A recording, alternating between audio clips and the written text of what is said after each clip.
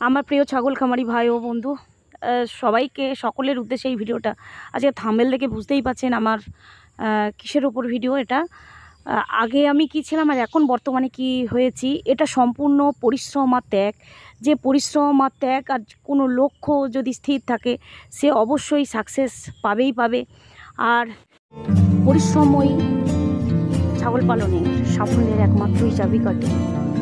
আর সঠিক ব্যবস্থাপনা আর মেডিসিনের সঠিক ব্যবহার। বিল্ডিংটা হচ্ছে ফিশারি বিল্ডিং। এখানে সম্পূর্ণ বায়োফ্লকের মাধ্যমে মাছ চাষ হয়, আর আধুনিক পদ্ধতিতে, সম্পূর্ণ আধুনিক পদ্ধতিতে মাছ চাষ, যেটা এখানে পাকাল মাছ পর্যন্ত এখানে চাষ হচ্ছে। যেটা আমরা জেনে থাকি পাকাল মাছ মাটির তলায় ছাড়া হয় না। আমরা পরজীবী হয়ে বাঁচবো না। পশুপালনের মাধ্যমে আমরা স্বনির্ভর হতে পারি। নিজেকে স্বনির্ভর করে তুলতে অবশ্যই আমাদের এগিয়ে আসতে হবে। তাই বলছি বন্ধুরা, সাবধান হন, সতর্ক থাকবেন।